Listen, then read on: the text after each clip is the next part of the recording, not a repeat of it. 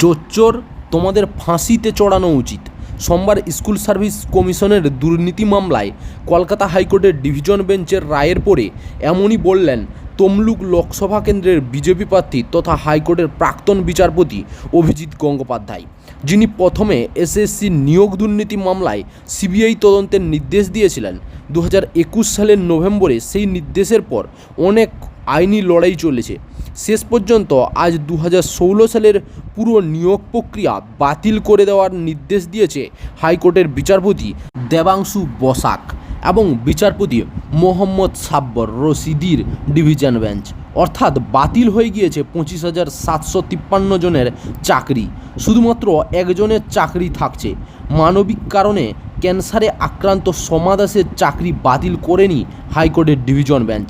সেই রায়ের পরেই যারা টাকা দিয়ে চাকরি পেয়েছিলেন তাদের উদ্দেশ্যে অভিজিৎ বলেন, জোচ্চোর, তোমাদের ফাঁসিতে চড়ানো উচিত। আবার উচ্চারণ করছি, জোচ্চোর, তোমাদের ফাঁসিতে চড়ানো উচিত।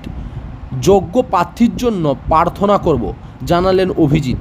সোমবার হাইকোর্টের ডিভিশন বেঞ্চের রায়ের পরে প্রাক্তন বিচারপতি গঙ্গোপাধ্যায় জানান, যোগ্য চাকরিপ্রার্থীরা 2016 সাল থেকে অপেক্ষা করছেন।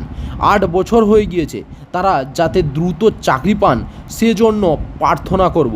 মন্দিরে পুজো দেবেন বলে জানিয়েছেন প্রাক্তন বিচারপতি গঙ্গোপাধ্যায়। তিনি বলেন, এই রায়ের পরে যোগ্য প্রার্থীরা চাকরি পাবেন বলে আশা করছি।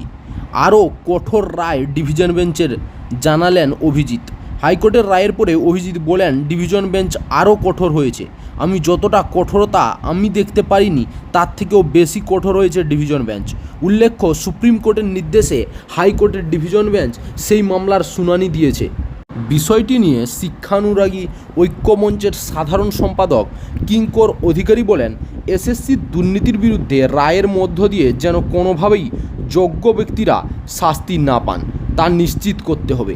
যোগ্য বঞ্চিতরা দ্রুত নিয়োগ পাক, শুধু তাই নয়, দুর্নীতির সঙ্গে জড়িত সমস্ত মাথাকে দৃষ্টান্তমূলক শাস্তি দিতে হবে।